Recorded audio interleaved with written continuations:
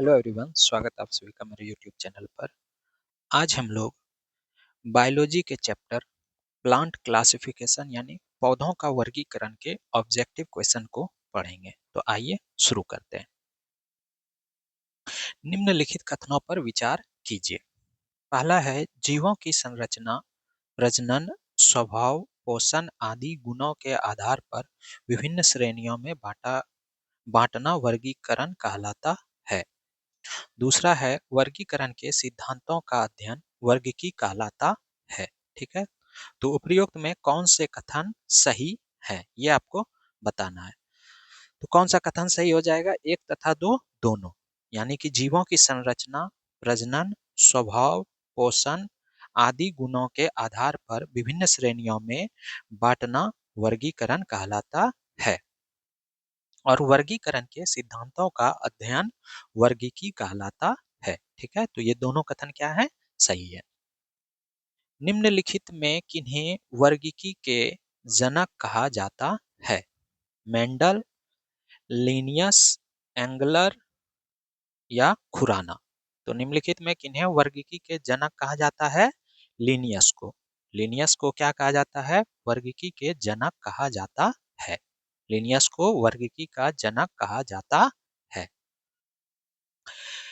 सिस्टेमा Naturae पुस्तक किसने लिखी है?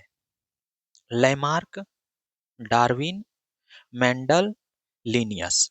सिस्टेमा नेचुरे पुस्तक किसने लिखी है? लिनियस ने।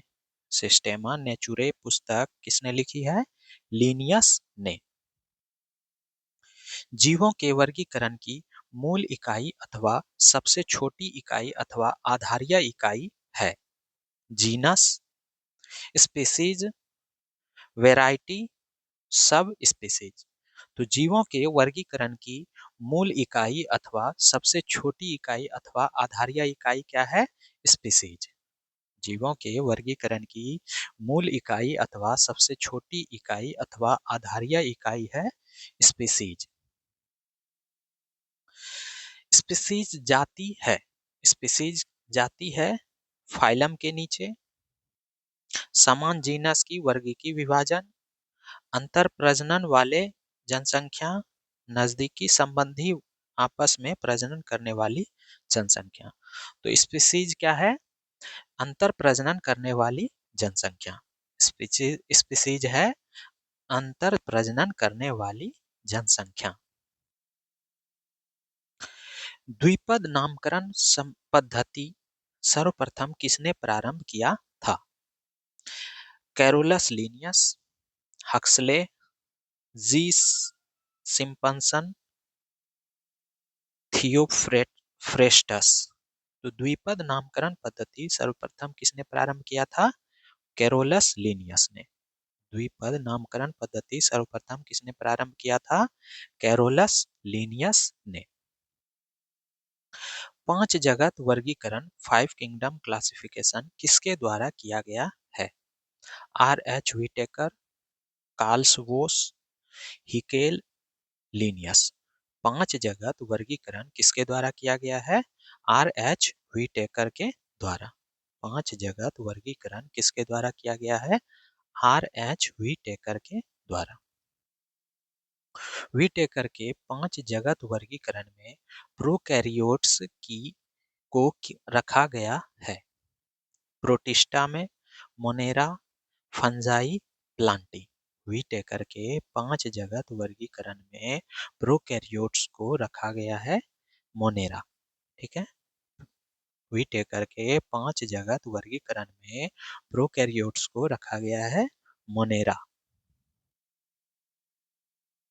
द्विपद नाम पद्धति में दो शब्द सूचित करते हैं क्रमशः जीनस तथा स्पीसीज को, क्रमशः स्पीसीज तथा जीनस को, जीनस तथा वैरायटी को, क्रमशः फैमिली तथा जीनस को। द्विपद नाम पद्धति में दो शब्द सूचित करता है किसको? क्रमशः जीनस तथा स्पीसीज को। द्विपद नाम पद्धति में दो शब्द सूचित करते हैं क्रमशः जीनस तथा स्पीसीज को।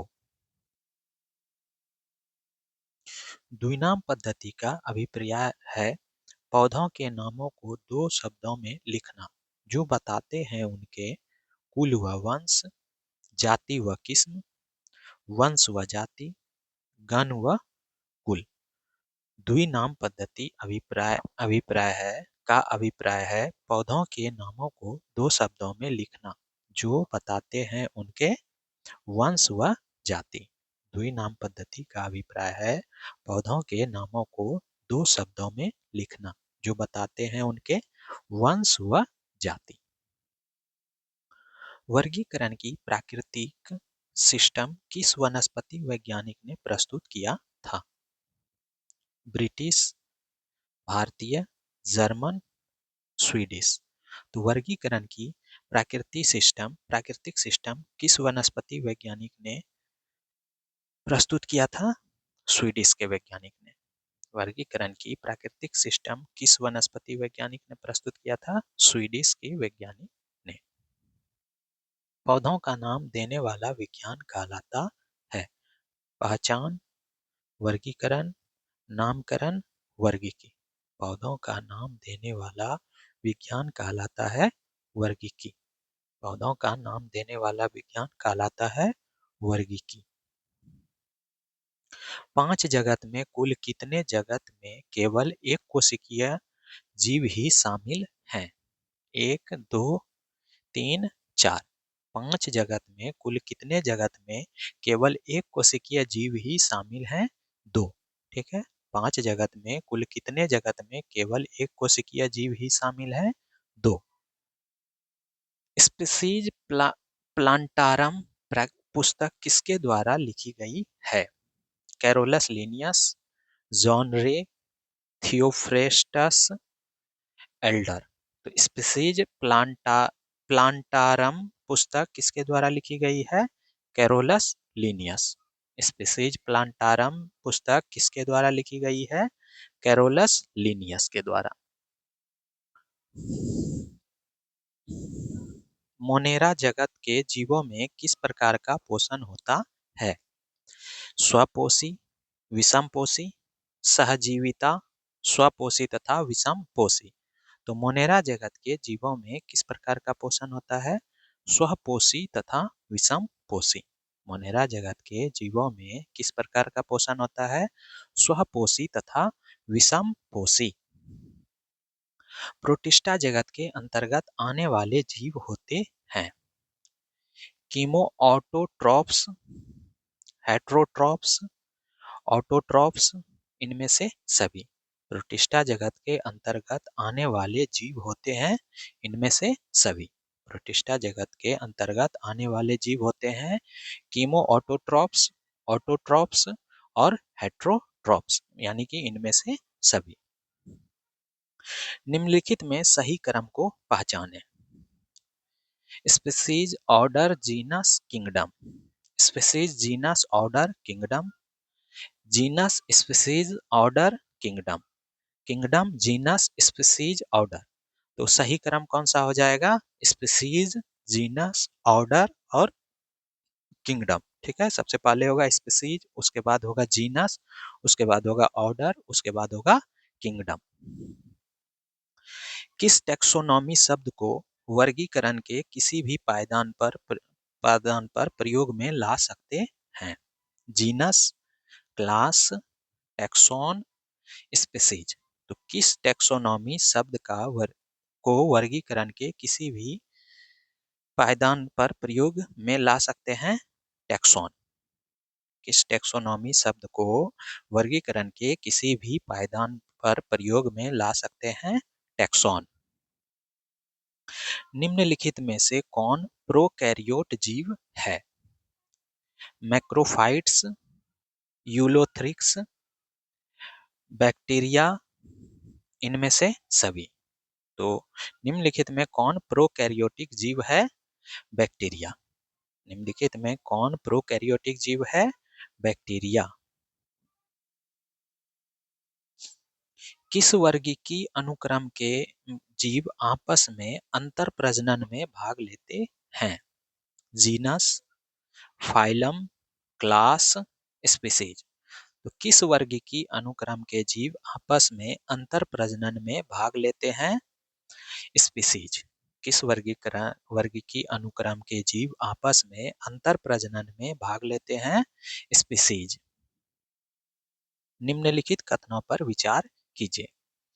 जीवों के बाह्य लक्षणों के आधार पर विभिन्न समूहों में वर्गीकृत को विधि को करने की विधि को कृत्रिम वर्गीकरण पद्धति कहते हैं। कृत्रिम वर्गीकरण पद्धति की शुरुआत जॉर्ज वेंथम तथा डाल्टन हुकर ने शुरू की थी। उपर्युक्त में से कौन सा कथन सही है? ठीक है, ये आपको बताना है। तो कौन सा कथन सही है? केवल एक, यानी कि जीवों के बाह्य लक्षण के आधार पर विभिन्न समूहों में वर्गीकृत करने की विधि को कृत्रिम वर्गीकरण पद्धति कहते हैं। ये लाइन क्या है? सही है। जीवों के बाह्य लक्षणों के आधार पर विभिन्न समूहों में वर्गीकृत करने की विधि को कृत्रिम वर्गीकरण पद्धति कहते हैं। ये कथन क्या है? सही है। सभी जीव बने होते हैं पौधे तथा जंतु रासायनिक अणुओं द्वारा, जैव अणुओं द्वारा, कोशिका द्वारा, इनमें से सभी। तो सभी जीव बने होते हैं किसके द्वारा? कोशिका के द्वारा बने होते हैं। सभी जीव किसके द्वारा बने होते हैं? कोशिका के द्वारा बने होते हैं। व्हिटेकर के 5 जगत वर्गीकरण में यूकैरियोट्स को निम्नलिखित में किस वर्ग में रखा गया है? सभी 5 किंगडम में, 5 में से 4 किंगडम में, 5 में से 3 किंगडम में, 5 में से 2 किंगडम में। व्हिटेकर के 5 जगत वर्गीकरण में यूकैरियोट्स को निम्नलिखित में से किस वर्ग में रखा गया है? 5 में से 4 किंगडम में। व्हिटेकर के 5 जगत वर्गीकरण में यूकैरियोट्स को निम्नलिखित में से किस वर्ग में रखा गया है? 5 में से 4 किंगडम में। जेनेरा प्लैंटेरम किसने लिखा था? हर्बिसन ने, एंगलर और प्रांटल ने, बेसे ने, बेंथम तथा हुकर ने। जेनेरा प्लैंटेरम किसने लिखा था? बेंथम तथा हुकर ने। जेनेरा प्लैंटेरम किसने लिखा था? बेंथम तथा हुकर ने। जीवों का वर्गीकरण तथा क्रोमोसोम के आधार पर किया जाता है तो उसे क्या कहते हैं? Phenetics, cytotaxonomy, chemotaxonomy, cladistics. तो जीवों का वर्गीकरण जब क्रोमोसोम के आधार पर किया जाता है उसे क्या कहते हैं? साइटोटैक्सोनॉमी। जीवों का वर्गीकरण जब क्रोमोसोम के आधार पर किया जाता है उसे क्या कहते हैं? साइटोटैक्सोनॉमी। समान गुणों वाले कुलों को किसमें शामिल किया जाता है? ऑर्डर में, क्लास में, फाइलम में, किंगडम में। तो समान गुणों वाले कुलों को किसमें शामिल किया जाता है? ऑर्डर में। समान गुणों वाले कुलों को किसमें शामिल किया जाता है? ऑर्डर में। जीवों के वर्गीकरण की 3 जगत पद्धति किसने दी थी? Linnaeus, Haeckel, Whittaker, Copeland. जीवों के वर्गीकरण की 3 जगत पद्धति किसने दी थी? हैकल। जीवों के वर्गीकरण की 3 जगत पद्धति किसने दी थी? हैकल ने। जीवों के वर्गीकरण की 3 जगत पद्धति किसने दी थी? हैकल ने। नाम पद्धति कोड के अनुसार जीवों के वैज्ञानिक नाम लिखने का कौन सा तरीका सही है? दोनों फर्स्ट वाला कैपिटल होगा या फर्स्ट वाला बड़ा अक्षर होगा उसके बाद फिर फुल स्टॉप होगा उसके बाद फिर बड़ी अक्षर होगा, या फिर दोनों छोटी अक्षर से शुरू होगा या एक बड़ी अक्षर से एक छोटी अक्षर से। तो नाम पद्धति द्विनाम पद्धति के कोड के अनुसार जीवों के वैज्ञानिक नाम लिखने का कौन सा सही तरीका है? तो सही तरीका कौन सा है? पहला बड़ा उसके बाद दूसरा छोटा। ठीक है, पहला बड़ा उसके बाद दूसरा छोटा, यानी ऑप्शन डी हो जाएगा। निम्नलिखित में से किसने वर्गीकरण विज्ञान में भ्रौणिकीय लक्षणों एम्ब्रायोनिक कैरेक्टर्स के प्रयोग को लोकप्रिय बनाया? Panchanan Maheshwari, Carolus Linnaeus, Birbal Sahni, Bentham तथा हुकर। निम्नलिखित में से किसने वर्गीकरण विज्ञान में व्रौनिकीय लक्षणों एम्ब्रायोनिक कैरेक्टर्स के प्रयोग को लोकप्रिय बनाया? पंचानन महेश्वरी। निम्नलिखित में से किसने वर्गीकरण विज्ञान में व्रौनिकीय लक्षणों एम्ब्रायोनिक कैरेक्टर्स के प्रयोग को लोकप्रिय बनाया? पंचानन महेश्वरी। पुष्पी पादप को किसमें रखा गया है? क्रिप्टोगैम्स में, फेनरोगैम्स, एंजियोस्पर्म, ब्रायोफाइट्स। पुष्पी पादप को किसमें रखा गया है? फेनरोगैम्स में। पुष्पी पादप को किसमें रखा गया है? फेनरोगैम्स में। अपुष्पी पादप को किसमें रखा गया है? फेनरोगैम्स, टेरिडोफाइट्स, क्रिप्टोगैम्स, ब्रायोफाइट्स। अपुष्पी पादप को किसमें रखा गया है? क्रिप्टोगैम्स में। अपुष्पी पादप को किसमें रखा गया है? क्रिप्टोगैम्स में। क्रिप्टोगैम्स में सम्मिलित हैं थैलोफाइटा, ब्रायोफाइटा, टेरिडोफाइटा, इनमें से सभी। क्रिप्टोगैम्स में सम्मिलित हैं कौन से? इनमें से सभी। क्रिप्टोगैम्स में सम्मिलित हैं थैलोफाइटा, टेरिडोफाइटा, ब्रायोफाइटा, यानी कि इनमें से सभी। फेनरोगैम्स में शामिल हैं आवृत बीजी, अनावृत बीजी, ए तथा बी दोनों, ना तो ए ना ही बी। फेनरोगैम्स में शामिल हैं ए तथा बी दोनों। फेनरोगैम्स में शामिल है आवृत बीजी, अनावृत बीजी, यानी कि ए तथा बी दोनों। थैलोफाइटा समूह के पादपों में निम्नलिखित में कौन लक्षण पाए जाते हैं? पादप शरीर वास्तविक जड़, तना तथा पत्ती में विभेदित नहीं होता है। इनका शरीर सुकाय सदृश यानी थैलस कहलाता है। अधिकांश पादप या तो जलीय है या नम स्थानों पर उगते हैं। इनमें से सभी। थैलोफाइटा समूह के पादपों में निम्नलिखित में कौन से लक्षण पाए जाते हैं? तो इनमें से सभी लक्षण पाए जाते हैं। थैलोफाइटा समूह के पादपों में निम्नलिखित में कौन से लक्षण पाए जाते हैं? तो पादप शरीर वास्तविक जड़, तना तथा पत्ती में विभेदित नहीं होता। इनका शरीर सुकाय सदृश कहलाता है। अधिकांश पादप या तो जलीय हैं या नम स्थानों पर उगते हैं, यानी कि इनमें से सभी। थैलोफाइटा समूह के पौधे अनुकूल परिस्थितियों में किस प्रकार से प्रजनन करते हैं? मुकुलन, बीजाणुजनन, विखंडन, इनमें से सभी। थैलोफाइटा समूह के पौधे अनुकूल परिस्थिति में किस प्रकार से प्रजनन करते हैं? तो बीजाणुजनन। थैलोफाइटा समूह के पौधे अनुकूल परिस्थिति में किस प्रकार से प्रजनन करते हैं? बीजाणुजनन। निम्नलिखित में कौन सा एक थैलोफाइटा समूह का पौधा है? शैवाल, कवक, मॉस, फर्न। निम्नलिखित में कौन सा एक थैलोफाइटा समूह का पौधा है? शैवाल। निम्नलिखित में कौन सा एक थैलोफाइटा समूह का पौधा है? शैवाल। शैवालों के अध्ययन को क्या कहते हैं? Phycology, mycology, pteridology, bryology. तो शैवाल के अध्ययन को क्या कहते हैं? फाइकोलॉजी। शैवाल के अध्ययन को क्या कहते हैं? फाइकोलॉजी। निम्नलिखित कथनों पर विचार कीजिए। शैवाल एक कोशिकीय होते हैं। शैवाल बहुकोशिकीय होते हैं। उपयुक्त में से कौन से कथन सही हैं? केवल एक, केवल दो, एक तथा दो दोनों, या ना तो एक ना ही एक। तो कौन सा कथन सही है? एक तथा दो दोनों कथन सही हैं। यानी कि शैवाल क्या होते हैं? एक कोशिकीय भी होते हैं और शैवाल बहुकोशिकीय भी होते हैं। ठीक है, यानी शैवाल एक कोशिकीय भी होते हैं और शैवाल बहुकोशिकीय भी होते हैं। निम्नलिखित में कौन सा एक शैवाल के विशिष्ट लक्षण नहीं है?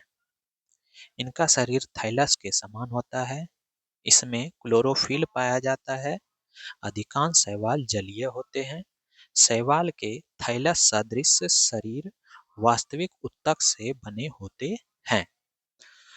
तो निम्नलिखित में से कौन सा एक शैवालों का विशिष्ट लक्षण नहीं है? तो कौन सा लक्षण नहीं है? शैवाल के थैलस सदृश शरीर वास्तविक उत्तक से बने होते हैं, यह शैवाल के विशिष्ट लक्षण नहीं है। ठीक है, तो कौन सा शैवाल का विशिष्ट लक्षण नहीं है?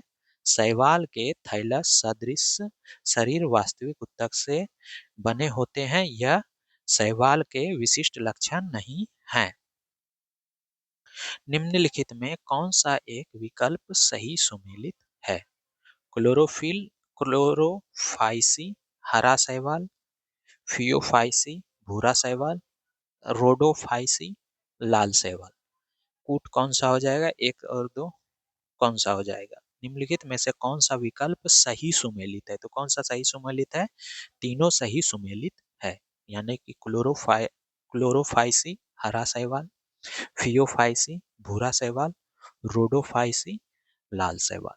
क्लोरोफाइसी हरा शैवाल, फियोफाइसी भूरा शैवाल, रोडोफाइसी लाल शैवाल। हाइड्रा की कोशिकाओं में पाए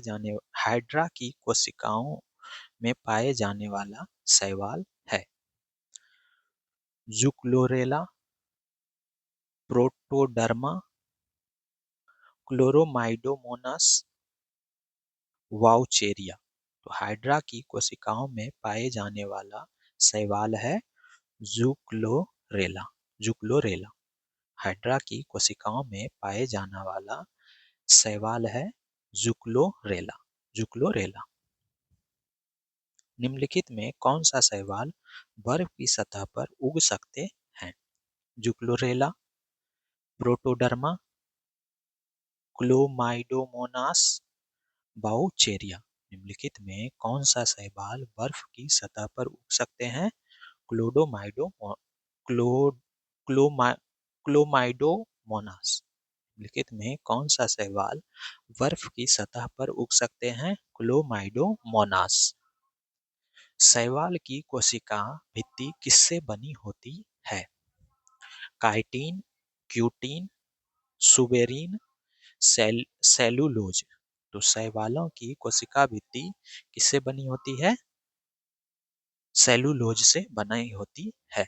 शैवालों की कोशिका भित्ति किससे बनी होती है? सेल्यूलोज से। शैवालों की कोशिका भित्ति किससे बनी होती है? सेल्यूलोज से। शैवालों की विभिन्न जातियों में किस प्रकार का प्रजनन होता है? कायिक, लैंगिक, अलैंगिक, सेलुलोज। तो शैवालों के विभिन्न विभिन्न जातियों में किस प्रकार का प्रजनन होता है? अलैंगिक। शैवालों के विभिन्न जातियों में किस प्रकार का प्रजनन होता है? अलैंगिक। निम्नलिखित में कौन हरा शैवाल है? क्लोमाइडोमोनास, वॉलवॉक्स, यूलोथ्रिक्स, इनमें से सभी। निम्नलिखित में कौन सा हरा शैवाल है? इनमें से सभी। तो निम्नलिखित में से कौन सा हरा शैवाल है? क्लोमाइडोमोनास, यूलोथ्रिक्स, वॉलवॉक्स, यानी कि तीनों। ये तीनों क्या है? हरा शैवाल है। Chlamydomonas, Volvox, Ulothrix. निम्नलिखित में कौन सा एक हरा शैवाल नहीं है? क्लोरेला, स्पाइरोगायरा, लैमिनेरिया, कारा। निम्नलिखित में कौन सा एक हरा शैवाल नहीं है? तो लेमिनेरिया हरा शैवाल नहीं है। निम्नलिखित में कौन सा एक हरा शैवाल नहीं है? लेमिनेरिया एक हरा शैवाल नहीं है। अंतरिक्ष कार्यक्रमों में ऑक्सीजन की आपूर्ति को नियंत्रित करने के लिए प्रयुक्त किए जाने वाले एक कोशिकीय शैवाल का नाम है यूलोथ्रिक्स, स्पाइरोगाइरा, कार्बोहाइड्रेट, ओडोगोनियम। अंतरिक्ष कार्यक्रमों में ऑक्सीजन की आपूर्ति को नियंत्रित करने के लिए प्रयुक्त किए जाने वाले एक कोशिकीय शैवाल का नाम है। क्या नाम है? यूलोथ्रिक्स। अंतरिक्ष अंतरिक्ष कार्यक्रमों में ऑक्सीजन की आपूर्ति को नियंत्रित करने के लिए प्रयुक्त किए जाने वाले एक कोशिकीय शैवाल का नाम है यूलोथ्रिक्स। शैवालों में कौन भूरे शैवाल हैं? सारगासम, लेमिनेरिया, फ्यूकस, इनमें से सभी। तो शैवालों में कौन सा भूरे शैवाल हैं? इनमें से सभी। सरगासम, लेमिनेरिया, फ्यूकस, ये सभी क्या हैं? भूरे शैवाल हैं। सरगासम, लेमिनेरिया, फ्यूकस, ये सभी भूरे शैवाल हैं। सरगासो समुद्र का नाम पड़ा कवकों के कारण, शैवालों के कारण, ब्रायोफाइटा के कारण, आवृत बीजियों के कारण। सरगासो समुद्र का नाम पड़ा शैवालों के कारण। सरगासो समुद्र का नाम पड़ा शैवालों के कारण। किस शैवाल से आयोडीन प्राप्त होता है? Ectocarpus, Laminaria, Ulothrix, Oedogonium. किस शैवाल से वो आयोडीन प्राप्त होता है? किस शैवाल से आयोडीन प्राप्त होता है? लेमिनेरिया से। किस शैवाल से आयोडीन प्राप्त होता है? लेमिनेरिया से। कैल्प प्राप्त होता है समुद्री शैवालों से, लाइकेन्स से, शैवालों से, जलीय शैवालों से। तो कैल्प प्राप्त होता है किससे? समुद्री शैवालों से। कैल्प प्राप्त होता है समुद्री शैवालों से। निम्नलिखित में किस वर्ग के शैवाल को समुद्री घास भी कहा जाता है? क्लोरोफाइसी, फियोफाइसी, रोडोफाइसी, इनमें से सभी।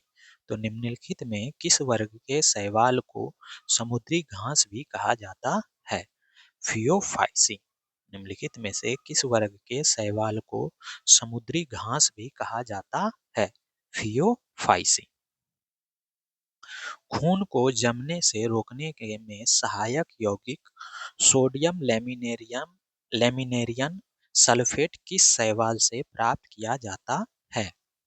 Laminaria, Fucus, macro Macrocystis, Ectocarpus. तो खून को जमने से रोकने में सहायक यौगिक सोडियम लेमिनेरियम सल्फेट किस शैवाल से प्राप्त किया जाता है? लेमिनेरिया से। खून को जमने से रोकने में सहायक यौगिक सोडियम लेमिनेरिन सल्फेट किस शैवाल से प्राप्त किया जाता है? लेमिनेरिया से। कुछ समुद्री खरपतवार खाने में से निम्नलिखित में किस रोग के होने की संभावना नहीं होगी? बेरी-बेरी, गलगंड या घेंगा, रतौंधी, स्कर्वी। तो कुछ समुद्री खरपतवार खाने से निम्नलिखित में किस रोग के होने की संभावना नहीं होगी? तो कौन सा रोग नहीं होगा? गलगंड या घेंगा। कुछ समुद्री खरपतवार खाने से निम्नलिखित में किस रोग के होने की संभावना नहीं होती है? गलगंड या घेंगा। लाल सागर का लाल रंग किसकी उपस्थिति के कारण होता है? मॉस, शैवाल, कवक, जीवाणु। तो लाल सागर का लाल रंग किसकी उपस्थिति के कारण होता है? शैवाल के कारण होता है। लाल सागर का लाल रंग किसकी उपस्थिति के कारण होता है? शैवाल के कारण होता है। निम्नलिखित में कौन लाल शैवाल है? पैरोफाइटा, ग्रे, ग्रे, ग्रेसिलेरिया, जेलिडियम, इनमें से सभी। निम्नलिखित में से कौन लाल शैवाल है? इनमें से सभी। पोरोफाइडा, ग्रेसिलेरिया, जेलिडियम, ये सभी लाल शैवाल हैं। पोरोफाइडा, ग्रेसिलेरिया, जेलिडियम, ये सभी लाल शैवाल हैं। कृत्रिम वृद्धि माध्यम आर्टिफिशियल ग्रोथ मीडियम बनाने में काम आने वाला अगर अगर किससे प्राप्त होता है? शैवाल, कवक, लाइकेन, प्रोटीजोआ, प्रोटोजोआ होगा। ठीक है। कृत्रिम वृद्धि माध्यम आर्टिफिशियल ग्रोथ मीडियम बनाने में काम आने वाला अगर अगर किससे प्राप्त होता है? शैवाल से प्राप्त होता है।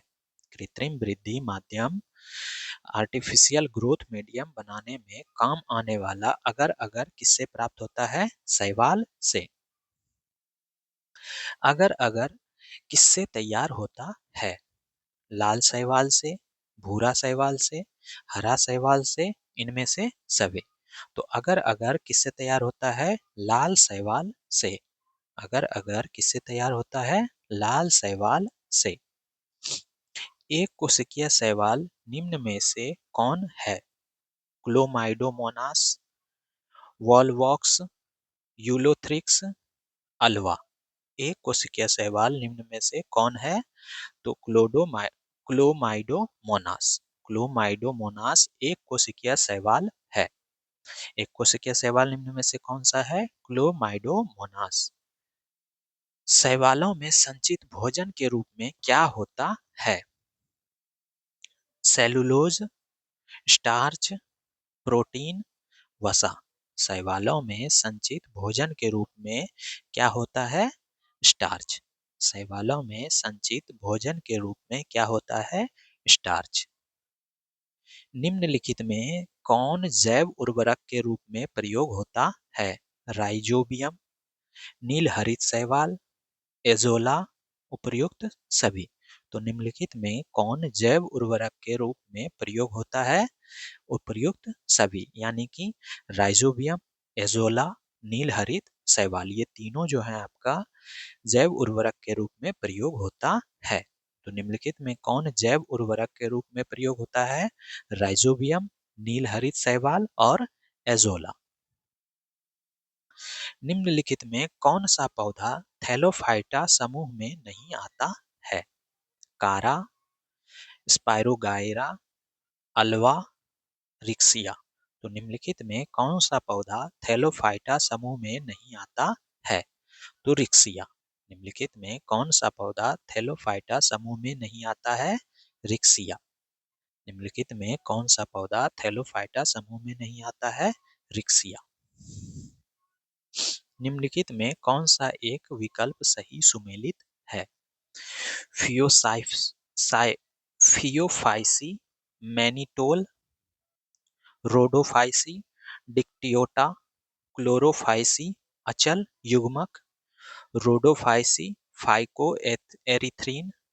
कौन सा विकल्प सुमेलित है? तो कौन सा हो जाएगा? 1 और 4, यानी कि फियोफाइसी, मैनिटोल, रोडोफाइसी, फाइकोएरिथ्रीन। निम्नलिखित में कौन सा सही विकल्प सुमेलित है?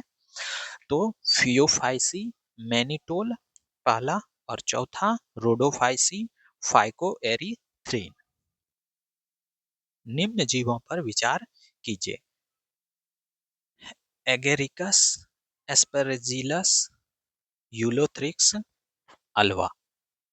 उपर्युक्त में कौन सा शैवाल है? तो कौन सा शैवाल है? यूलोथ्रिक्स और अल्वा, यानी 3 और 4। यूलोथ्रिक्स और अल्वा क्या है? शैवाल हैं। यूलोथ्रिक्स और अल्वा क्या है? शैवाल हैं। निम्नलिखित में कौन सा पदार्थ शैवालों से प्राप्त होता है? Elgin, ephedrine, कैराजिनिन, tannin. कौन सा प्राप्त होता है? कौन सा पदार्थ शैवालों से प्राप्त होता है? एल्जीन और कैराजिनिन। एल्जीन और कैराजिनिन शैवाल पदार्थ शैवालों से प्राप्त होता है। एल्जीन और कैराजेनिन पदार्थ जो है शैवालों से प्राप्त होता है। लाइकेन जो एक नग्न चट्टान पर भी पारिस्थितिकी तंत्र का प्रारंभ करने में सक्षम है, वास्तव में किसके सहजीवी साहचर्य हैं? शैवाल और जीवाणु, शैवाल और कवक, जीवाणु और कवक, कवक और मॉस। तो क्या हो जाएगा, शैवाल और कवक। लाइकेन जो एक नग्न चट्टान पर भी पारिस्थितिकी तंत्र का प्रारंभ करने में सक्षम है, वास्तव में किसके सहजीवी सहचर्य हैं? शैवाल और कवक। लाइकेन जो एक नग्न चट्टान पर भी पारिस्थितिकी तंत्र का प्रारंभ करने में सक्षम है, वास्तव में किसके सहजीवी सहचर्य हैं? शैवाल और कवक। लाइकेन में कवक और शैवाल के मध्य सहजीवी संबंध कहलाता है होलोटिज्म, पारासिटिज्म, सैमरोफिटिज्म, इनमें से सभी। तो लाइकेन में कवक और शैवाल के मध्य सहजीवी संबंध कहलाता है होलोटिज्म। लाइकेन में कवक और शैवाल के मध्य सहजीवी संबंध कहलाता है होलोटिज्म। निम्नलिखित में कौन प्रमुख संकेतक पौधा है? ब्रायोफाइटा, मॉस, शैवाल, लाइकेन। तो निम्नलिखित में कौन प्रमुख संकेतक पौधा है? लाइकेन। निम्नलिखित में कौन प्रमुख संकेतक पौधा है? लाइकेन।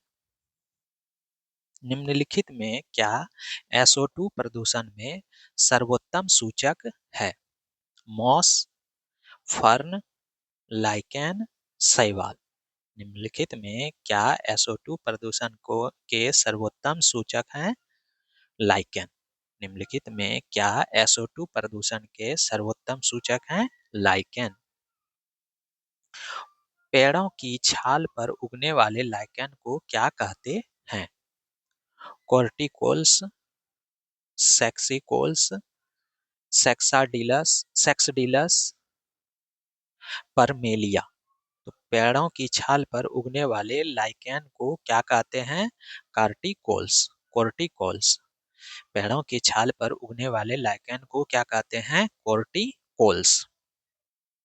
चट्टानी स्तर पर लाइकेन विकास को क्या कहते हैं? कॉर्डिकोल्स, सेक्सिकोल्स, लिग्निकोल्स, टेरिकोल्स। चट्टान स्तर पर लाइकेन विकास को क्या कहते हैं? सेक्सिकोल्स। चट्टान स्तर पर लाइकेन विकास को क्या कहते हैं? सेक्सिकोल्स।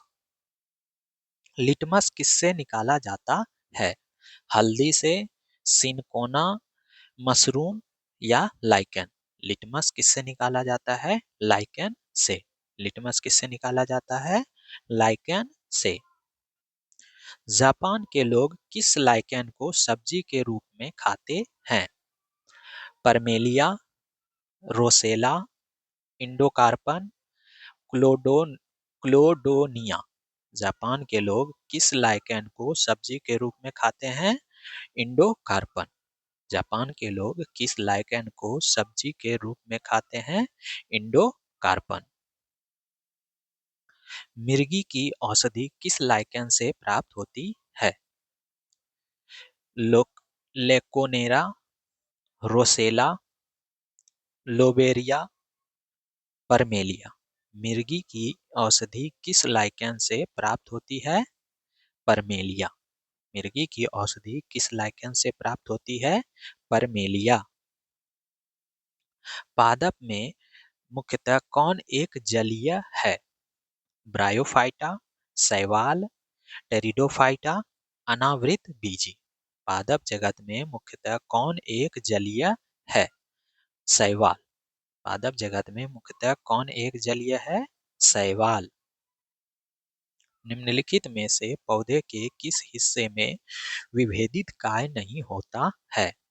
ब्रायोफाइटा, टेरिडोफाइटा, थैलोफाइटा, अनावृत बीजी। निम्नलिखित में से पौधों के किस हिस्से में विभेदित काय नहीं होता है? थैलोफाइटा। निम्नलिखित में से पौधों के किस हिस्से में विभेदित काय नहीं होता है? थैलोफाइटा।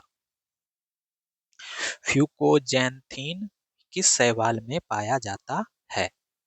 लाल शैवाल में, भूरा शैवाल में, हरा शैवाल में, इनमें से सभी। तो फ्यूकोजैंथीन किस शैवाल में पाया जाता है? भूरा शैवाल में। फ्यूकोजैंथीन किस शैवाल में पाया जाता है? भूरा शैवाल में। ब्रायोफाइटा में क्या विशेषता पाई जाती है? उनमें संवहन ऊतक नहीं पाए जाते हैं, उनमें जड़ नहीं होती है, उनमें बीज नहीं पाए जाते हैं, इनमें से सभी। ब्रायोफाइटा में क्या विशेषता पाई जाती है? तो इनमें से सभी, यानी उनमें संवहन ऊतक नहीं पाए जाते हैं, उनमें जड़ नहीं होती है, उनमें बीज नहीं पाए जाते हैं, ये सभी क्या है? ब्रायोफाइटा की विशेषता है। तो ब्रायोफाइटा की विशेषता पाई जाती है, क्या क्या है? उनमें संवहन ऊतक नहीं पाए जाते हैं, उनमें जड़ नहीं होती है, उनमें बीज नहीं पाए जाते हैं, यानी कि इनमें से सभी। ब्रायोफाइट्स में सम्मिलित हैं लीवर लीवरवर्ट एवं फर्न, मॉस एवं फर्न, लीवरवर्ट एवं मॉस, इनमें से कोई नहीं।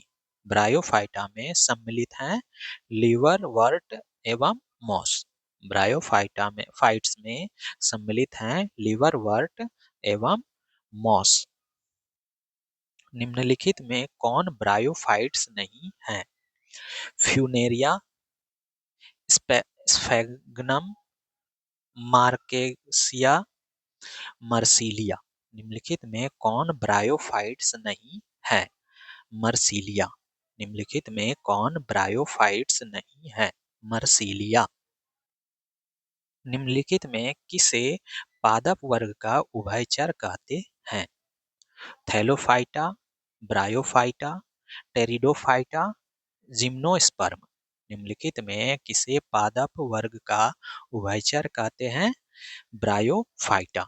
निम्नलिखित में किसे पादप वर्ग का उभयचर कहते हैं? ब्रायोफाइटा। जड़ के स्थान पर मूल भास पाया जाता है आवृत बीजी में, अनावृत बीजी में, ब्रायोफाइटा में, टेरिडोफाइटा में। जड़ के स्थान पर मूल भास पाया जाता है ब्रायोफाइटा में।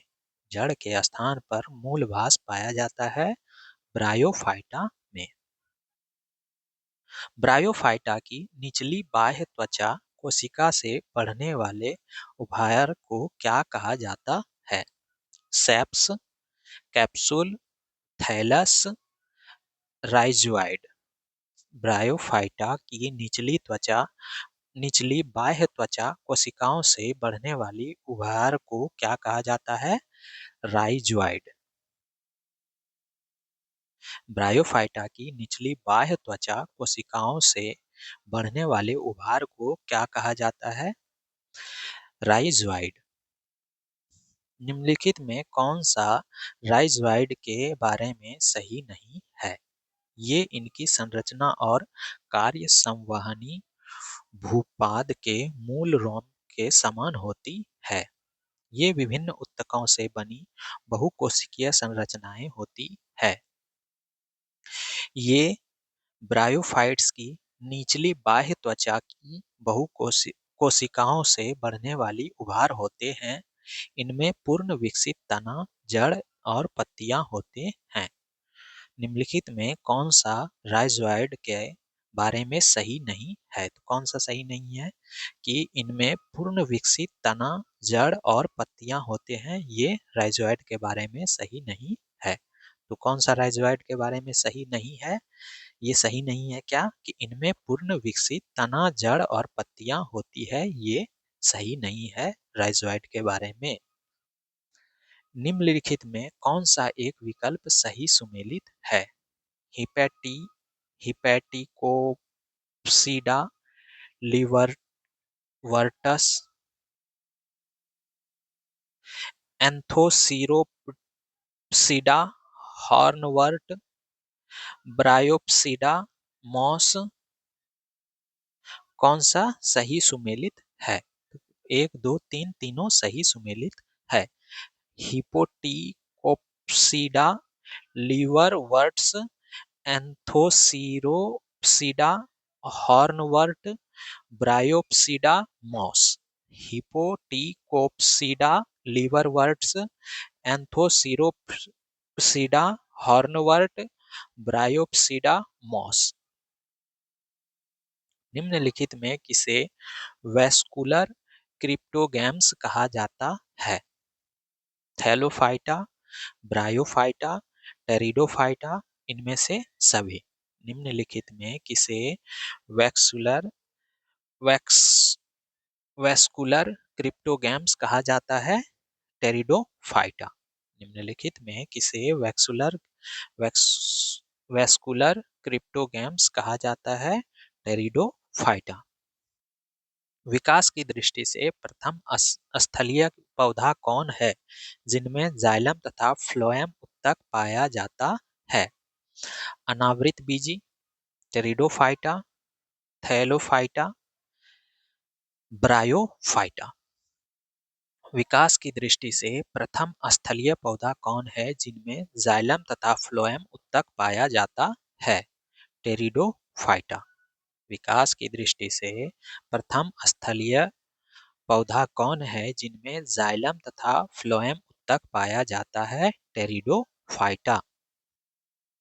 निम्नलिखित में कौन एक टेरिडोफाइटा में शामिल नहीं है?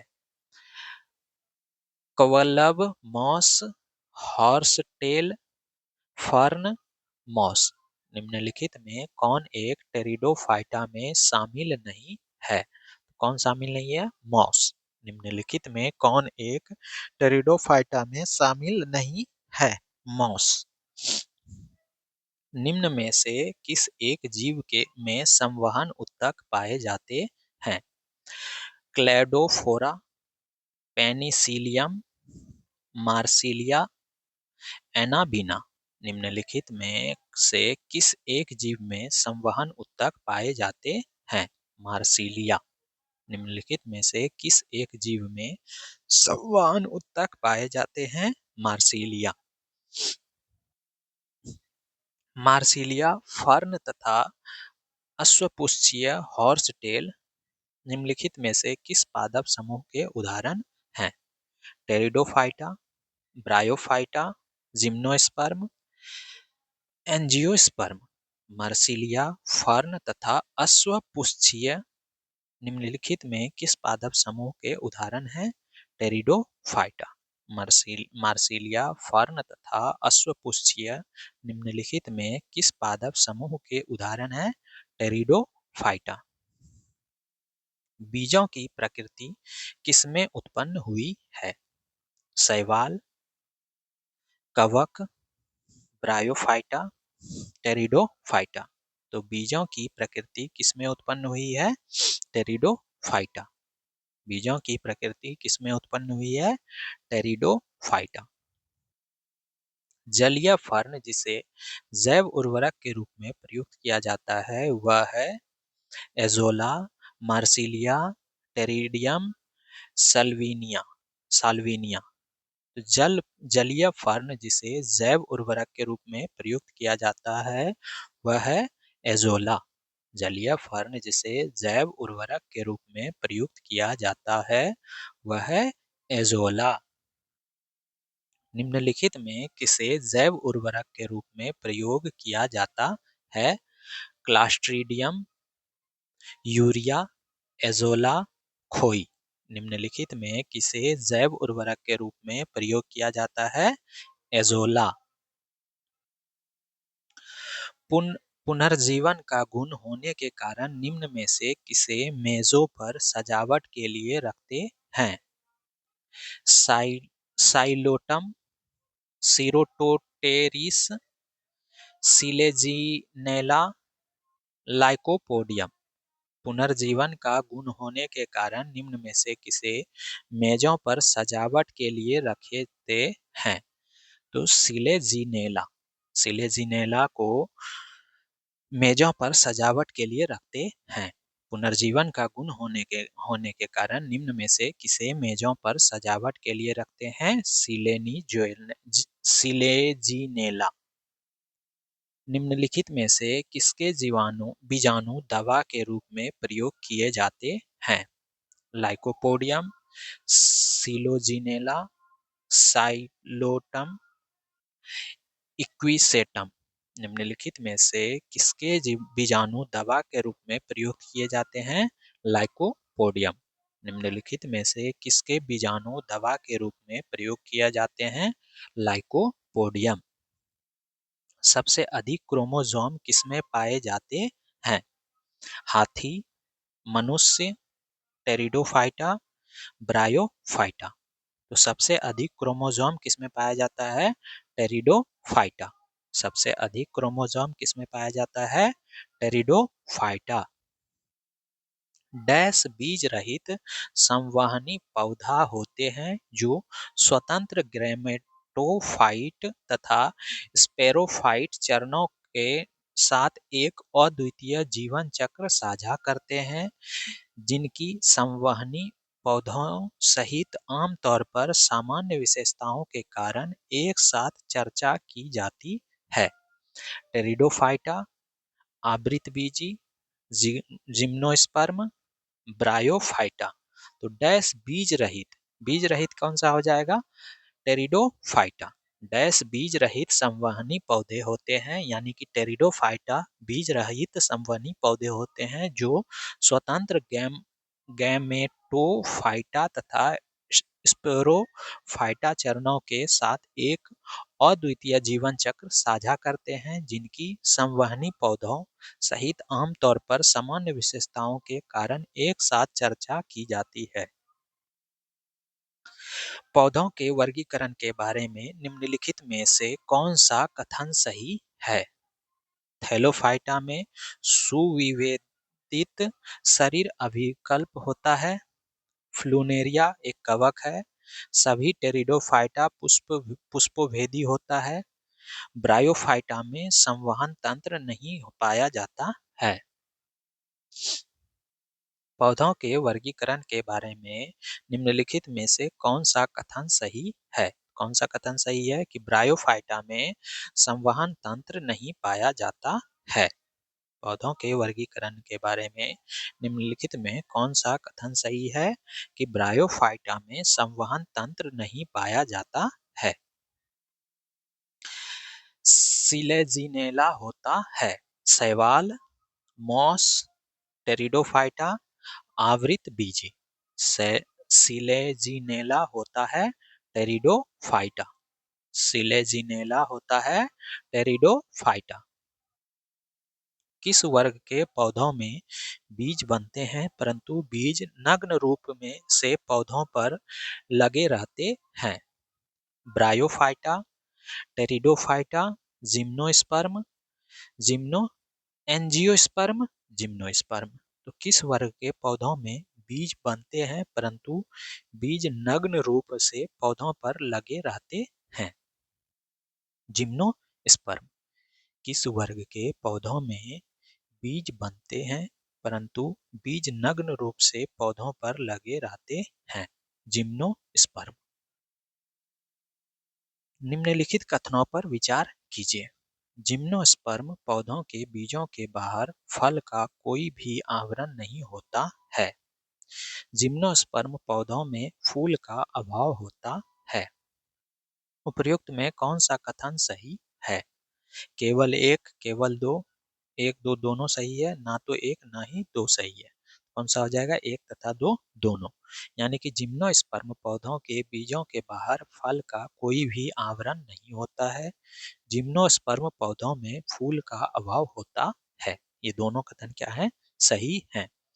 जिम्नोस्पर्म पौधों के बीजों के बाहर फल का कोई भी आवरण नहीं होता। जिम्नोस्पर्म पौधों में फूल का अभाव होता है।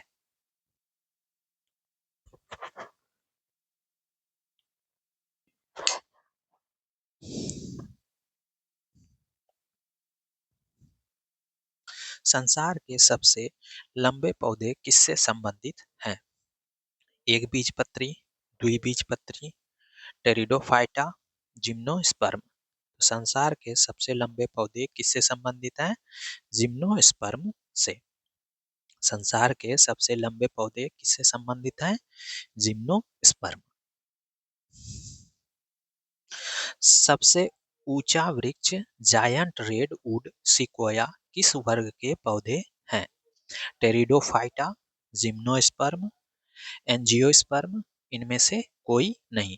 सबसे ऊंचा वृक्ष जायंट रेडवुड सिक्वोया किस वर्ग के पौधे हैं? जिम्नोस्पर्म। सबसे ऊंचा वृक्ष जायंट रेडवुड सिकोया किस वर्ग के पौधे हैं? जिम्नोस्पर्म। जिम्नोस्पर्म वर्ग के पौधों में परागण सामान्यतः किसके द्वारा होता है? पक्षी, जल, वायु, जंतु।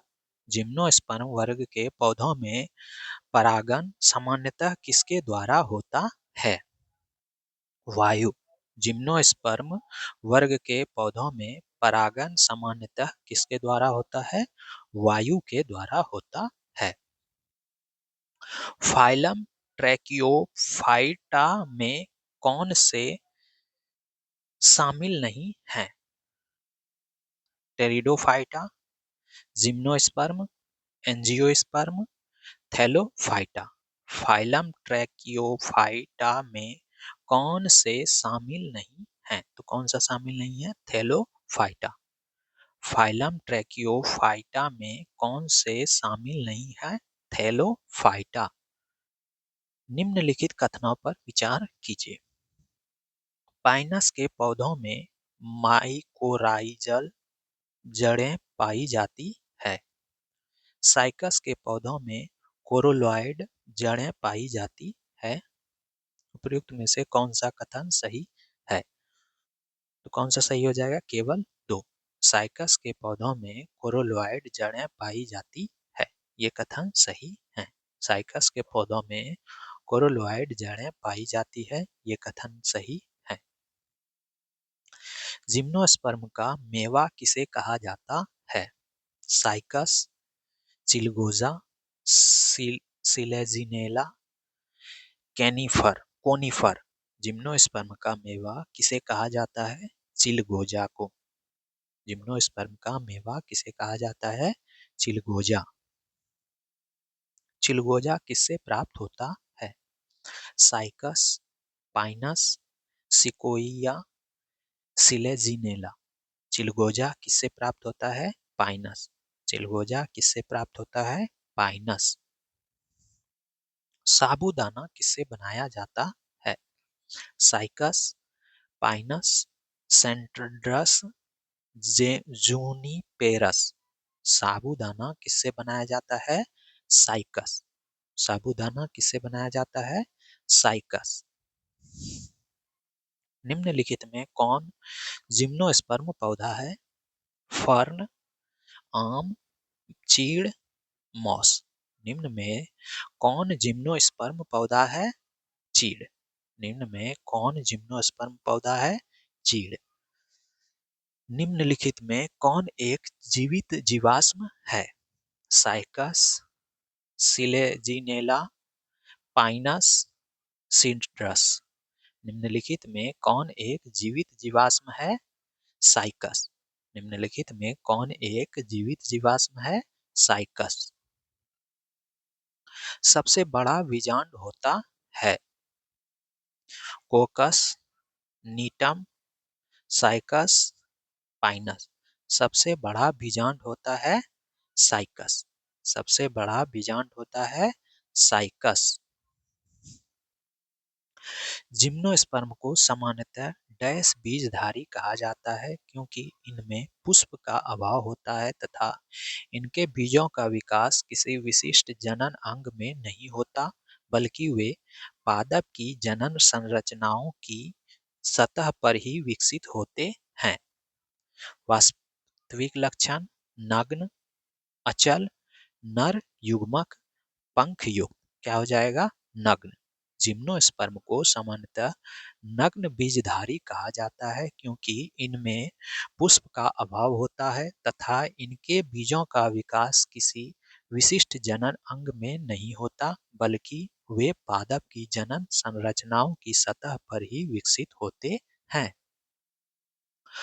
दमा एवं खांसी के रोगों में काम आने वाला औषधि इफेड्रीन किस जिम्नोस्पर्म पौधों से प्राप्त होता है? Cycas, Juniperus, Ephedra, Pinus. दमा तथा खांसी के रोगों में काम आने वाला औषधि इफेड्रीन किस जिम्नोस्पर्म पौधा से प्राप्त होता है? इफेड्रा। दमा तथा खांसी के रोगों में काम आने वाला औषधि इफेड्रिन किस जिम्नोस्पर्म पौधा से प्राप्त होता है? इफेड्रा। जिम्नोस्पर्म को नग्न बीजी कहा जाता है क्योंकि इसमें अनुपस्थित होता है भ्रूणपोष, भ्रूण, अंडाशय, बीज चोल। जिम्नोस्पर्म को नग्न बीजी कहा जाता है क्योंकि इसमें अनुपस्थित होता है अंडाशय। जिम्नोस्पर्म को नग्न बीजी कहा जाता है क्योंकि इसमें अनुपस्थित होता है अंडाशय। साइकस के कोरोलाइड जड़ में पाया जाता है यूलोफिक्स, स्पाइरोगाइरा, एनाबीना तथा नॉस्टॉक क्लोमाइडोमोनास। साइकस के क्लोरोलॉइड जड़ में पाया जाता है एनाबीना तथा नॉस्टॉक। साइकस के कोरोलॉइड जड़ में पाया जाता है एनाबीना तथा नॉस्टॉक। निम्न में किस जिम्नोस्पर्म पौधों में हेट्रोस्पोरी तथा लिगुलेट पत्तियां पाई जाती है? फर्न में, पाइनस में, साइकस में, सिलेजिनेला में। निम्न में किस जिम्नोस्पर्म पौधों में हेट्रोस्पोरी तथा लिगुलेट पत्तियां पाई जाती है? सिलेजिनेला में। निम्न में किस जिम्नोस्पर्म पौधों में हेट्रोस्पोरी तथा लिगुलेट पत्तियां पाई जाती है? सिलेजिनेला में। पादप जगत का सबसे बड़ा समूह कौन है? लाइकोनेन, टेरिडोफाइटा, जिम्नोस्पर्म, एंजियोस्पर्म। पादप जगत का सबसे बड़ा समूह कौन है? एंजियोस्पर्म। पादप जगत का सबसे बड़ा समूह कौन है? एंजियोस्पर्म। निम्नलिखित कथनों पर विचार कीजिए। जिम्नोस्पर्म पौधों के बीजों के बाहर फल का कोई भी आवरण नहीं होता है। एंजियोस्पर्म बीज हमेशा फल के भीतर ही पाए जाते हैं। उपर्युक्त में से कौन सा कथन सही है? कौन सा कथन सही है? कि 1 और 2 दोनों सही है। जिम्नोस्पर्म पौधों के बीजों के बाहर फल का कोई भी आवरण नहीं होता है। एंजियोस्पर्म बीज हमेशा फल के भीतर ही पाए जाते हैं। ये दोनों कथन सही हैं। मनुष्य के अधिकांश आवश्यकता जैसे अनाज, फल, सब्जी आदि की पूर्ति किस वर्ग के पौधों से होता है? Gymnosperm, angiosperm, pteridophyta, Thallophyta. तो मनुष्य के अधिकांश आवश्यकता जैसे अनाज, फल, सब्जी आदि को की आपूर्ति किस वर्ग के पौधों से होता है? एंजियोस्पर्म। मनुष्य के अधिकांश आवश्यकता जैसे अनाज, फल, सब्जी आदि की पूर्ति किस वर्ग के पौधों से होता है? एंजियोस्पर्म। एक बीजपत्री पौधों के पत्तियों में किस प्रकार का शिरा विन्यास पाया जाता है? समानांतर, जालिकावत, समानांतर तथा जालिकावत। इनमें से कोई नहीं। तो एक बीजपत्री पौधों के पत्तियों में किस प्रकार का शिरा विन्यास पाया जाता है? समानांतर। एक बीजपत्री पौधों के पत्तियों में किस प्रकार का शिरा विन्यास पाया जाता है? समानांतर। निम्नलिखित में से कौन सा गुण द्विबीजपत्री पौधों का एक गुण नहीं है? जालीदार शिरा रचना, दो बीजपत्र, मुख्य जड़, रेशेदार जड़। निम्नलिखित में से कौन सा गुण द्विबीजपत्री पौधों का एक गुण नहीं है? तो कौन सा गुण नहीं है? रेशेदार जड़। तो निम्नलिखित में कौन सा गुण द्विबीजपत्री पौधों का एक गुण नहीं है? रेशेदार जड़। निम्न पौधों पर विचार कीजिए। केला, धनिया, नारियल। निम्न में कौन एक बीजपत्री पौधा है?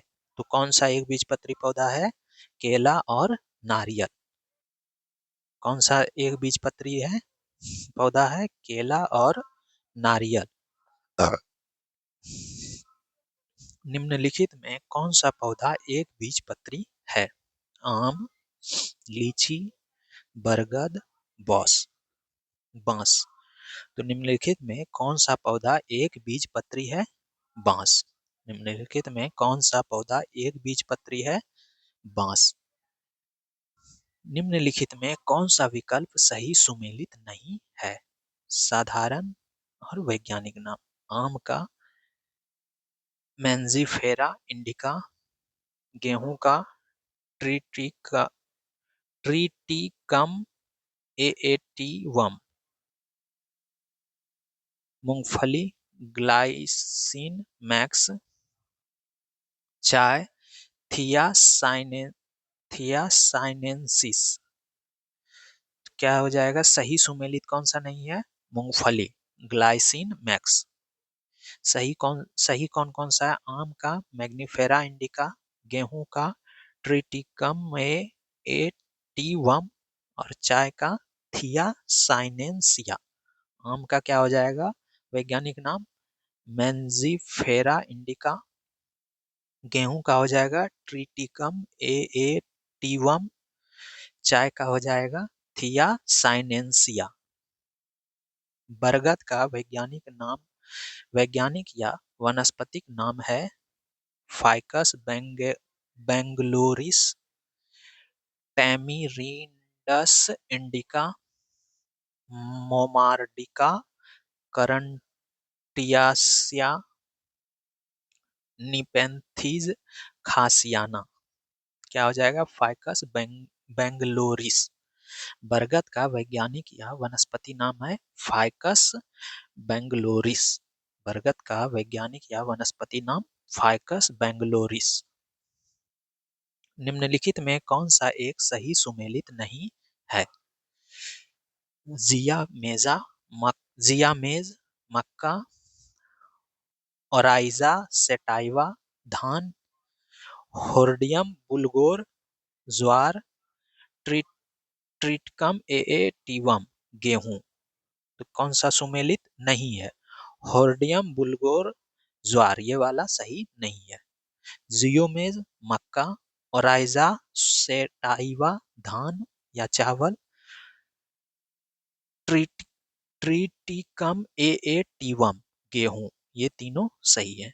जियामेज मक्का, ओराइजा सेटाइवा धान या चावल, ट्रिटिकम एएटीवम गेहूं। कपास के पौधों का वर्णीय नाम है क्रोटोलेरिया, रेफेनस, निकोटियाना, गोसिपियस। कपास के पौधों का वर्णीय नाम क्या है? गोसिपियम।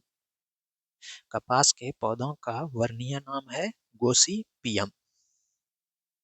सूर्यमुखी का वानस्पतिक नाम है मैंगिफेरा इंडिका, ब्रेसिका, कैम्पिस्ट्रस, लीची चाइनेंसिस, हेलियंथस एनुअस। सूर्यमुखी का वनस्पति नाम है हेलियंथस एनुअस। सूर्यमुखी का वनस्पति नाम है हेलियंथस एनुअस। बैगन का वनस्पतिक नाम है Solanum tuberosum, Solanum nigrum, Solanum melongena, Solanum torvum. बैगन का वनस्पति नाम क्या है? Solanum melongena. बैगन का वनस्पति नाम है सोलेनम मेलान्जेना। बैगन का वनस्पति नाम है सोलेनम मेलान्जेना। अनाज वाले पौधे किस कुल से संबंधित हैं? मालवेसी, सोलेने सोलेनेसी, ग्रीमिनी, क्रूसीफेरी। अनाज वाले पौधे किस कुल से संबंधित हैं? ग्रीमिनी। अनाज वाले पौधे किस कुल से संबंधित हैं? ग्रीमिनी। दलहनी वाली फसलें किस कुल से संबंधित हैं? कंपोजिटी से, सोलेनेसी से, ग्रीमिनी से, लेग्यूमिनोसी से। दलहनी वाली फसलें किस कुल से संबंधित हैं? लेग्यूमिनोसी से। दलहनी वाली फसलें किस कुल से संबंधित हैं? लेग्यूमिनोसी से। तेल बीज वाले फसलें किस कुल से संबंधित हैं? मालवेसी, क्रूसीफेरी, सोलेनेसी, कंपोजिटी। तेल बीज वाले फसलें किस कुल से संबंधित हैं? क्रूसीफेरी। तेल बीज वाले फसलें किस कुल से संबंधित हैं? क्रूसीफेरी। सबसे बड़ा कुल कौन है? Liliaceae, Solanaceae, Cucurbitaceae, Compositae. सबसे बड़ा कुल कौन है? कंपोजिटी। सबसे बड़ा कुल कौन है? कंपोजिटी। निम्नलिखित में कौन सा एक पौधा सोलेनेसी कुल का नहीं है? आलू, कपास, बैगन, बेलाडोना। निम्नलिखित में कौन सा एक पौधा सोलेनेसी कुल का नहीं है? कपास। निम्नलिखित में कौन सा एक पौधा सोलेनेसी कुल का नहीं है?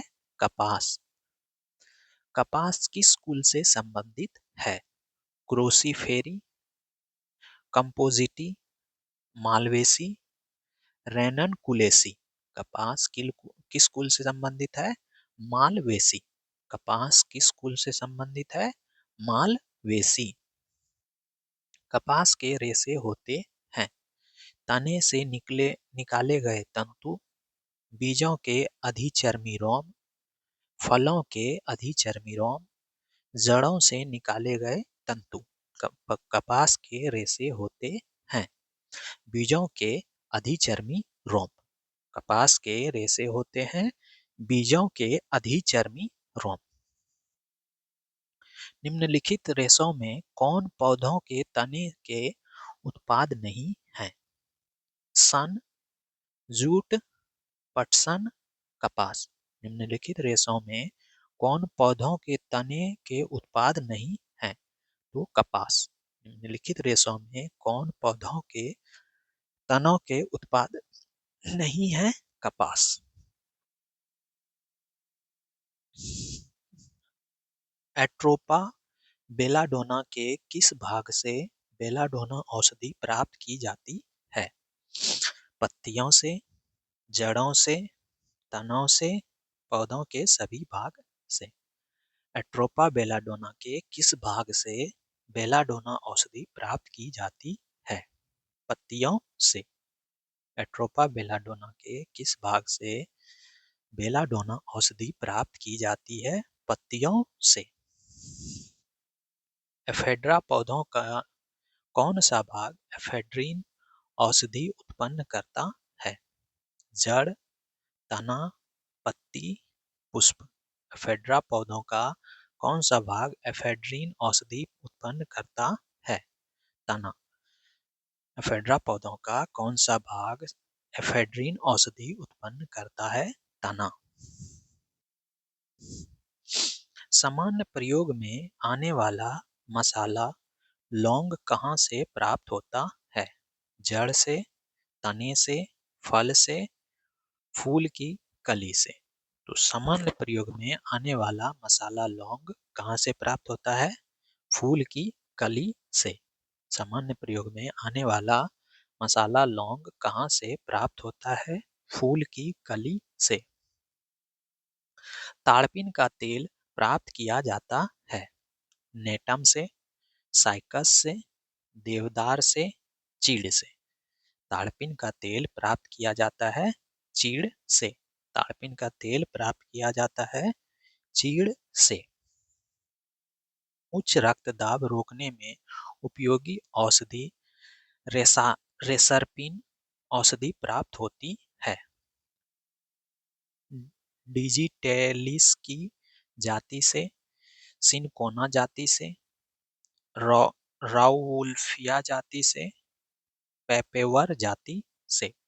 उच्च रक्तदाब को रोकने में उपयोगी औषधि रेस्परीन, औषधि प्राप्त होती है? राउल्फिया जाति से। उच्च रक्तदाब को रोकने में उपयोगी औषधि रेसरपीन औषधि प्राप्त होती है? राउल्फिया जाति से। मलेरिया उपचार में काम आने वाला कुनैन सिनकोना पादप में किस भाग से प्राप्त की होती है? जड़, बीज, फल, छाल। मलेरिया उपचार में काम आने वाला कुनैन सिनकोना पादप के किस भाग से प्राप्त की जाती है? छाल। मलेरिया उपचार में काम आने वाला कुनैन सिनकोना पादप के किस भाग से प्राप्त की जाती है? छाल। फूल गोभी के पौधों में के कौन सा भाग खाया जाता है? पत्तियां, पुष्पक्रम, जड़, वानस्पतिक कलिका। फूल गोभी के पौधों का कौन सा भाग खाया जाता है? पुष्पक्रम। फूल गोभी के पौधों के कौन सा भाग खाया जाता है? पुष्पक्रम। पौधों के किस भाग से कॉफी प्राप्त की जाती है? पुष्पों से, बीजों से, पत्तियों से, फलों से। तो पौधों के किस भाग से कॉफी प्राप्त की जाती है? बीजों से। पौधों के किस भाग से कॉफी प्राप्त की जाती है? बीजों से। कॉफी पाउडर के साथ मिलाया जाने वाला चिकोरी चूर्ण प्राप्त होता है? जड़ों से, पत्तियों से, बीजों से, तनों से। तो कॉफी पाउडर के साथ मिलाया जाने वाला चिकोरी चूर्ण प्राप्त होता है जड़ों से। कॉफी पाउडर के साथ मिलाया जाने वाला चिकोरी चूर्ण प्राप्त होता है जड़ों से। भोजपत्र उत्पन्न होता है सिनकोना की छाल से, पाइनस की छाल से, डलबर्जिया की छाल से, बेंटुला की छाल से। भोजपत्र उत्पन्न होता है बेंटुला की छाल से। भोजपत्र उत्पन्न होता है बेंटुला की छाल से। केसर मसाला प्राप्त किया जाता है डिब्बिक्स के पुंकेसरों से, इंडक फोरा की जड़ों से, क्रोकस के वर्तिका व वर्तिकाग्र से। इनमें से कोई नहीं। केसर मसाला प्राप्त किया जाता है क्रोकस के वर्तिका या वर्तिकाग्र से। केसर मसाला प्राप्त किया जाता है क्रोकस के वर्तिका या वर्तिकाग्र से। जैव ईंधन किसके बीज से प्राप्त होता है? जामुन, जकरांदा, जूनिफर, जेट्रोफा। जैव ईंधन किसके बीज से प्राप्त होता है? जेट्रोफा। जैव ईंधन किसके बीज से प्राप्त होता है? जेट्रोफा। हींग प्राप्त की जाती है तने के स्राव से, जड़ों के निष्कर्षण से, फलों के निष्कर्षण से, पत्तियों के निष्कर्षण से। हींग प्राप्त की जाती है जड़ों के निष्कर्षण से। हींग प्राप्त की जाती है जड़ों के निष्कर्षण से। निम्नलिखित में कौन सा एक पौधों से प्राप्त किया जाता है? हींग, शिलाजीत, सुहागा। इनमें से कोई नहीं। निम्नलिखित में कौन सा एक पौधों से प्राप्त किया जाता है? हींग। निम्नलिखित में कौन सा एक पौधों से प्राप्त किया जाता है? हींग। गाजर का रंग किसकी मौजूदगी के कारण लाल होता है? Chlorophyll, phycocyanin, phycoerythrin, carotene. गाजर का रंग किसकी मौजूदगी के कारण लाल होता है? कैरोटीन के कारण। गाजर का रंग किसकी मौजूदगी के कारण लाल होता है? कैरोटीन। पपीते का के पीले रंग का क्या कारण है? Papain, lycopene, carotene, caricaxanthin. पपीता के पीले रंग का क्या कारण है? Caricaxanthin. पपीते के पीले रंग का क्या कारण है? Caricaxanthin. मिर्च की तीखता का कारण है? लाइकोपीन की उपस्थिति, कैप्से कैप्सेइसिन की उपस्थिति, कैरोटीन की उपस्थिति, एंथोसायनिन की उपस्थिति। मिर्च की तीक्ष्णता का कारण है कैप्से कैप्सेइसिन की उपस्थिति। मिर्च की तीक्ष्णता का कारण है कैप्सेइसिन की उपस्थिति। अफीम प्राप्त किया जाता है? सूखी पत्तियों से, पके फल के लेटेक्स से, बिना पके फल के लेटेक्स से, जड़ों से। अफीम प्राप्त की जाती है बिना पके फल के लेटेक्स से। अफीम प्राप्त किया जाता है बिना पके फल के लेटेक्स से। हशीश पौधों के किस भाग से प्राप्त की जाती है? पत्तियों से, तनों से, पत्तियों और मादा पुष्पक्रम के निःस्राव से, तने तथा नर पुष्पक्रम के निःस्राव से। तने तथा नर पुष्पक्रम के निःस्राव से। हशीश पौधों के किस भाग से प्राप्त की जाती है? तने तथा नर पुष्पक्रम के निःस्राव से। हशीश पौधों के किस भाग से प्राप्त की जाती है? तने तथा नर पुष्पक्रम के निःस्राव से। मॉर्फिन निकाला जाता है?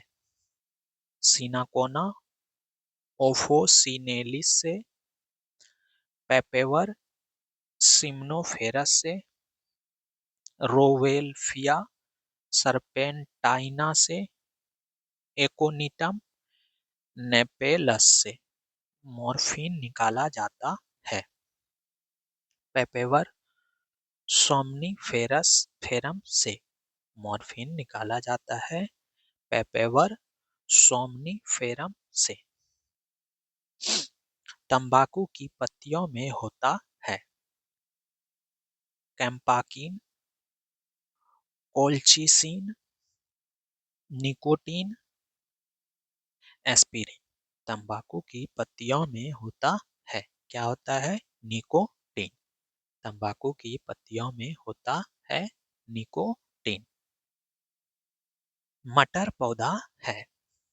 शाक, झाड़ी, वृक्ष, इनमें से कोई नहीं। मटर पौधा है शाक। मटर पौधा है शाक। सबसे लंबा जीवित वृक्ष है? यूकेलिप्टस, सिकुआ, देवदार, चीड़। सबसे लंबा जीवित वृक्ष है सिकुआ। सबसे लंबा जीवित वृक्ष है सिकुआ। सबसे छोटा पुष्पीय पादप है? पॉलीएरिथ्या, सिफ्लेसिया, रिफ्लेसिया, वुल्फिया, मैंगीफेरा। सबसे छोटा पुष्पी पादप है वुल्फिया। सबसे छोटा पुष्पी पादप है वुल्फिया। निम्नलिखित में से कौन एक मानव निर्मित धान्य है? हार्डियम वुल्गोरा, ट्रिटेकल, जियामेज, ट्रिटिकम वल्गेयर। निम्नलिखित में कौन एक मानव निर्मित धान्य है? ट्रिटिकेल। निम्नलिखित में कौन एक मानव निर्मित धान्य है? Triticale, triticale. किस पादप को शाकीय भारतीय डॉक्टर कहते हैं? आंवला, आम, नीम, तुलसी। किस पादप को शाकीय भारतीय डॉक्टर कहते हैं? तुलसी। किस पादप को शाकीय भारतीय डॉक्टर कहते हैं? तुलसी। बांस में बांस किसमें वर्गीकृत किया जाता है? वृक्ष, घास, झाड़ी, अपवृक्ष। बांस किसमें वर्गीकृत किया जाता है? घास। बांस किसमें वर्गीकृत किया जाता है? घास। धनिया में उपयोगी अंग होता है? मूल और पत्ते, पत्ते और पुष्प, पत्ते और सूखे फल, पुष्प और सूखे फल। धनिया में उपयोगी अंग होता है पत्ते और सूखे फल। धनिया में उपयोगी अंग होता है पत्ते और सूखे फल। इस पेड़ के की छाल किस पेड़ की छाल मसाले के रूप में प्रयोग की जाती है? दालचीनी, लौंग, नीम, ताड़। किस पेड़ के की छाल मसाले के रूप में प्रयोग की जाती है? दालचीनी। किस पेड़ की छाल मसाले के रूप में प्रयोग की जाती है? दालचीनी। पत्ती के लाल, नारंगी और पीला रंग डैश के कारण होते हैं? Lignin, carotenoid, aldehyde, aldehyde, tannin. पत्ती के लाल, नारंगी और पीला रंग डैश के कारण होता है? कैरोटीनॉइड। ठीक है। पत्ती के लाल, नारंगी और पीला रंग कैरी कै, कैरोटीनॉइड के कारण होते हैं। गेहूं, जौ, नींबू, राई, नारंगी और बाजरा संबंधित हैं? एक ही पादप परिवार से, दो पादप परिवार से, तीन पादप परिवार से, चार पादप परिवार से। गेहूं, जौ, नींबू, राई, नारंगी और बाजरा संबंधित है तीन पादप परिवार से। गेहूं, जौ, नींबू, राई, नारंगी और बाजरा संबंधित है तीन पादप परिवार से। क्रिकेट के बल्ले बनाने के लिए किस पौधों के लकड़ी का प्रयोग किया जाता है? सैलिक्स, परप्यूरिया, सेड्स देवदार, मोरस एल्बा, लीलन, यूमिटिटिसोइनम। क्रिकेट के बल्ले बनाने के लिए किस पौधों के लकड़ी क्रिकेट के बल्ले बनाने के लिए किस पौधों के लकड़ी का प्रयोग किया जाता है? Salix purpurea. क्रिकेट के बल्ले बनाने के लिए किस पौधों के लकड़ी का प्रयोग किया जाता है? Salix purpurea.